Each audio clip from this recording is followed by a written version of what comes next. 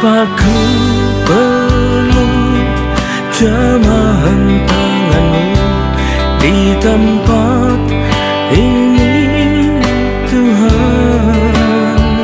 Bapa, curahkanlah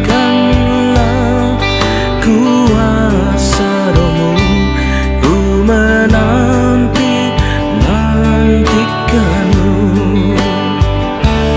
Bapa, ku jamahan tanganmu di tempat ini, Tuhan. Bapa, curahkanlah kuasa Roh-Mu, ku nantikanmu. Tuhan, curahkan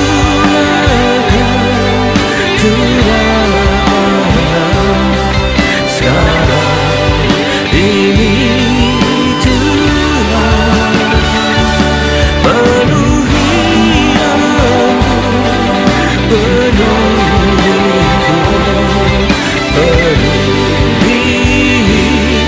hidupku.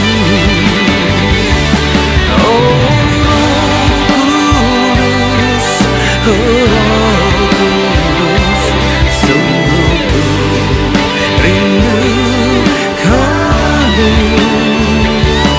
Urapi aku, urapiku dengan kuasa Roh-Mu.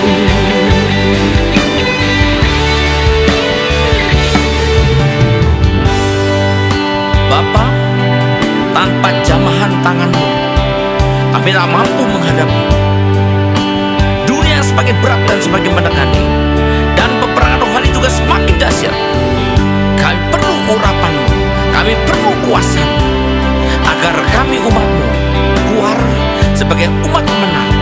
Haleluya, haleluya. Bapa-Ku perlu jamahan tangan-Mu di tempat ini, Tuhan. Bapa, curahkanlah kuasa Roh-Mu, ku nantikanmu. Tuhan, curahkanlah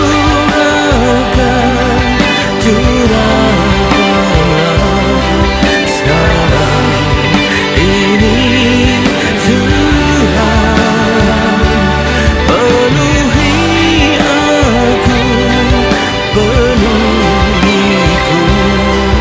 penuhi hidupku. Oh Roh Kudus, sungguh ku rindu kamu. Urapi aku, urapiku dengan kuasa Roh-Mu. Urapi aku, urapiku dengan kuasa Roh-Mu. Urapi aku, urapiku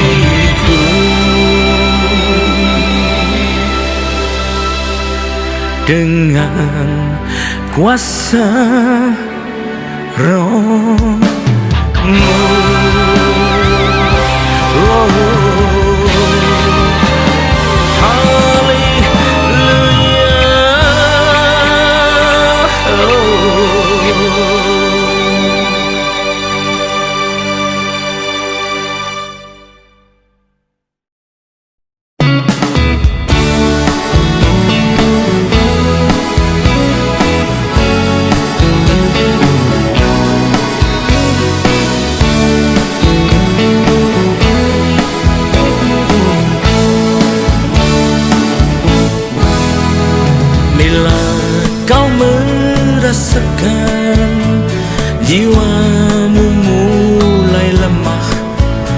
berserulah kepada Tuhan, Dia akan beri kekuatan. Bila kau merasakan hidupmu semakin susah, berserulah kepada Tuhan, Dia beri pertolongan dalam susah dan pencobaan. Dunia serasa menekan, lari tanpa tujuan, tiada kelepasan. Bertelutlah di kaki Tuhan, Dia tak pernah tinggalkan. Yesuslah yang melakukan dan beri kemenangan.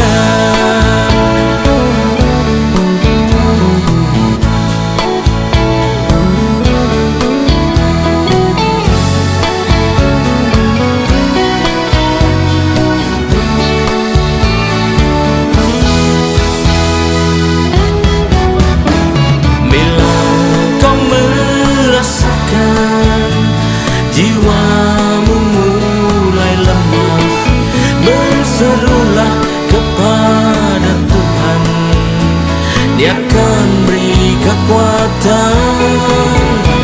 Bila kau merasakan hidupmu semakin susah, berserulah kepada Tuhan, Dia beri pertolongan dalam susah dan pencobaan. Dunia serasa menekan, lari tanpa tujuan, tiada kelepasan.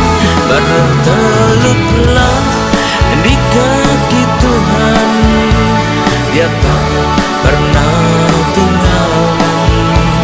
Yesuslah yang melakukan dan beri kemenangan dalam susah dan pencobaan.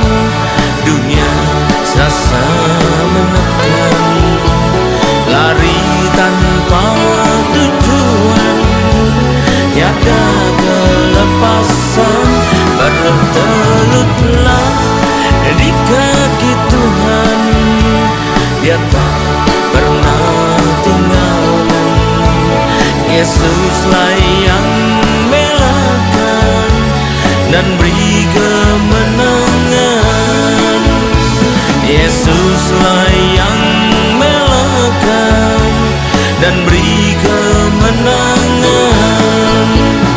Yesuslah yang melakukan dan beri kemenangan.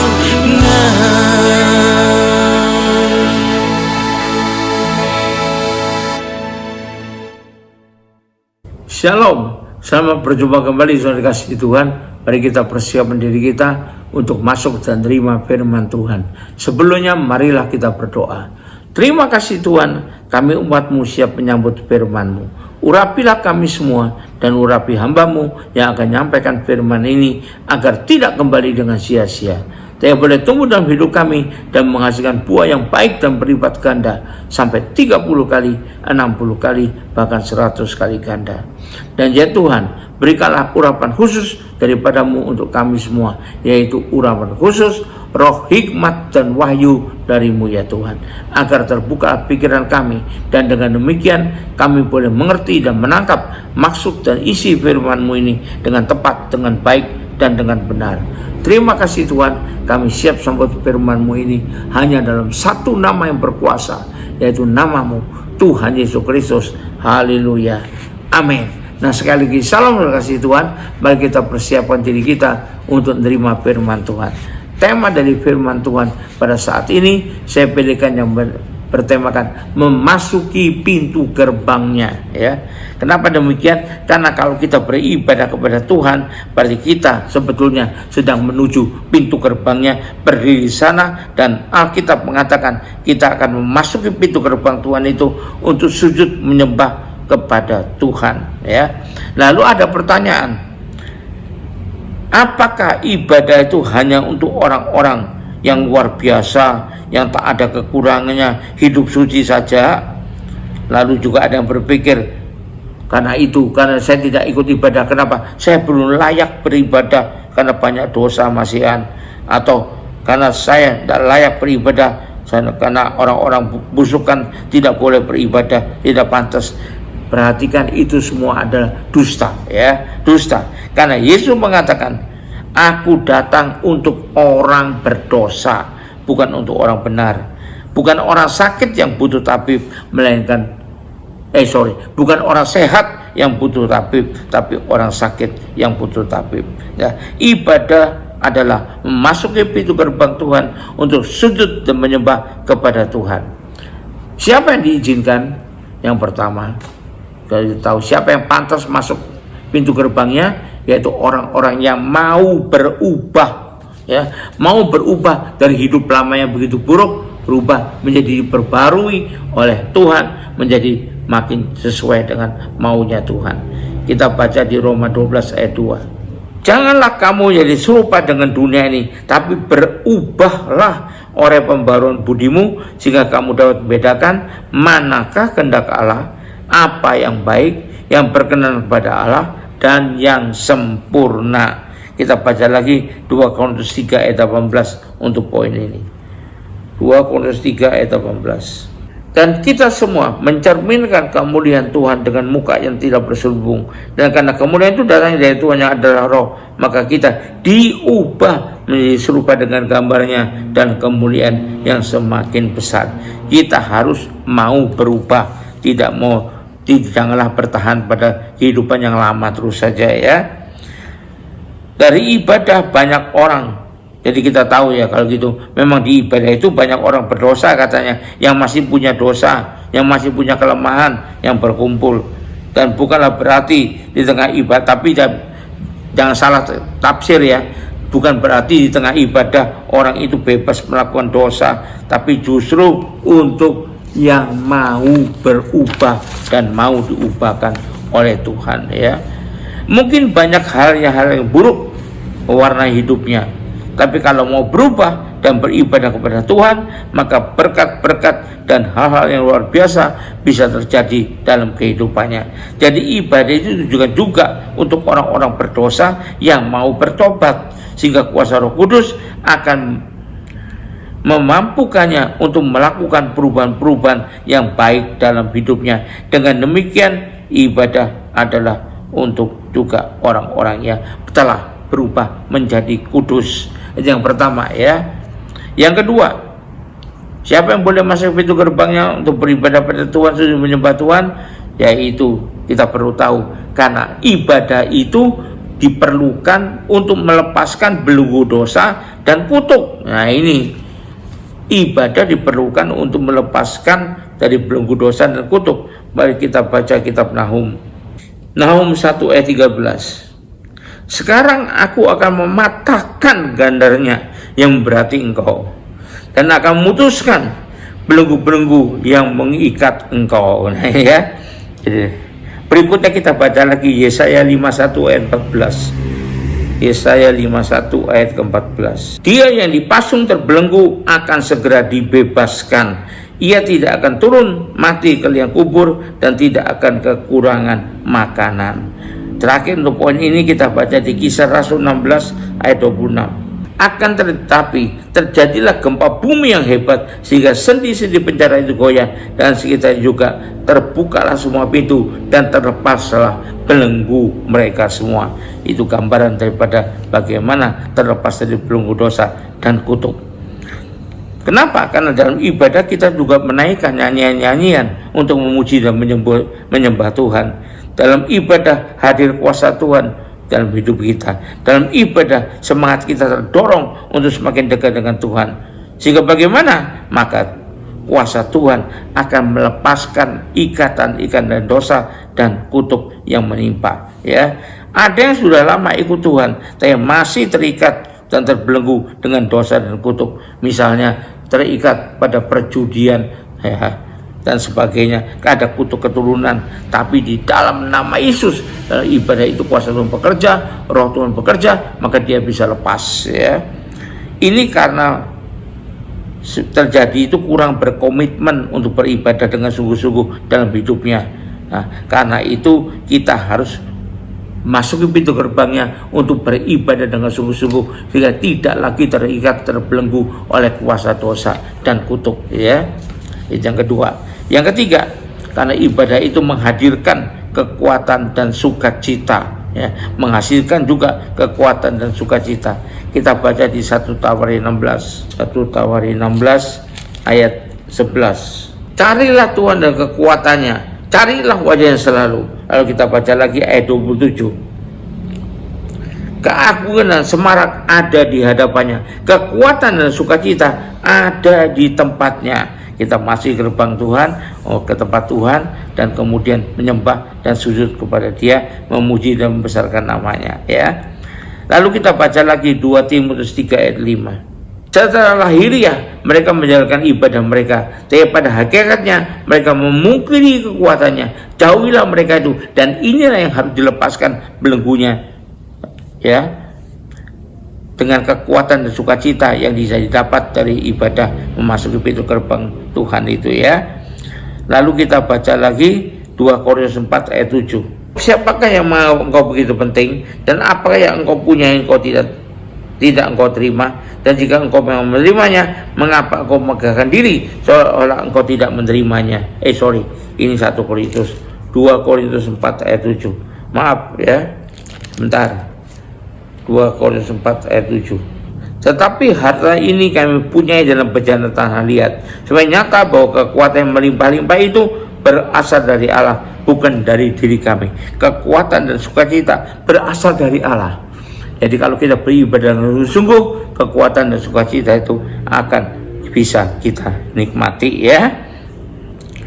Kita baca lagi Mazmur 26 ayat 7. Sambil memperdengarkan nyanyian syukur dengan nyaring dan menceritakan segala perbuatanmu yang ajaib, itu memuji dan menyembah Tuhan, ya. Salah satunya. Lalu kita lihat di Mazmur 16 ayat 11. Engkau memberitahukan kepadaku jalan kehidupan, di hadapanmu ada sukacita berlimpah-limpah, di tangan kananmu ada nikmat senantiasa. Ya, itu masih banyak ayat lain, tapi cukuplah kita baca itu saja. Berarti apa? Yang sedang dalam pergumulan kehidupan, yang sedang dalam keadaan sakit dan sebagainya, harus tetap beribadah, jangan malah menghilang. Karena disitulah kekuatan dan sukacita yang dari Tuhan itu bisa kita terima, ya. Bahkan kalau Tuhan hadir, hal-hal yang tidak mungkin terjadi, mujizat besar juga bisa terjadi, ya. Karena mendengarkan firman Tuhan yang benar, menaikkan puja penyembahan dengan benar, terlibat persekutuan dengan sesama orang percaya, itu akan mendatangkan sukacita dan kekuatan dalam hidup kita. Sehingga selain kita bisa melepaskan belenggu dosa dan kutuk, juga akan mendatangkan kekuatan dan sukacita dari Tuhan. Itu yang ketiga. Yang keempat, siapa lagi yang boleh masuk pintu gerbangnya dan sujud menyembah Tuhan di dalamnya, ya, itu beribadah. Kenapa kita perlu beribadah? Karena ibadah memampukan kita untuk memahami kehendak Allah dengan lebih baik lagi. Karena itu beribadahlah yang sungguh-sungguh, karena hatimu akan terbuka, pikiran akan terbuka, makin lama makin berjalan sesuai dengan kehendak Allah, ya. Lewat apa? Lewat penjelasan firman yang didengar, lewat penyingkapan oleh Roh Kudus, lewat pengurapannya dan lain sebagainya. Jadi kita masuk pintu gerbang Tuhan bukan asal saja, tapi ya, saya lagi, ya, ini ada manfaat besar yang bisa kita nikmati. Jadi jangan kita beribadah itu seperti masuk, ya, ke pasar gitu aja, ketemu teman-teman hore lalu kemudian dengar khotbah, pulang tanyain tadi khotbahnya apa, wah udah tahu, lupa saya. Ya, ini hati-hati, karena itu semua sebetulnya untuk mendatangkan kebaikan buat diri kita. Haleluya, puji Tuhan.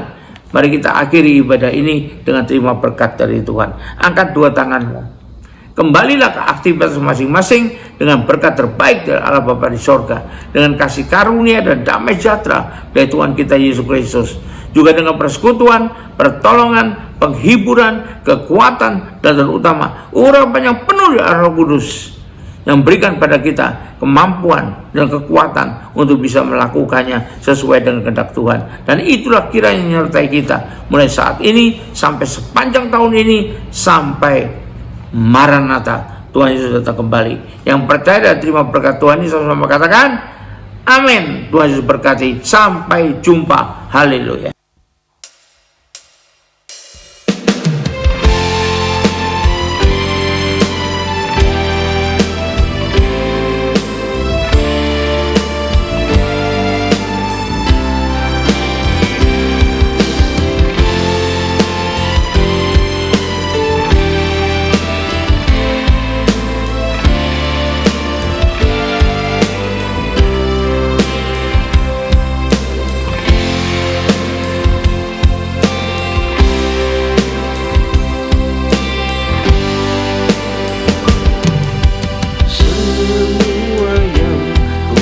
Persembahkan dan ku lakukan bagi Tuhan, memberitakan Injil dan melayani serta memberi pada yang tak punya.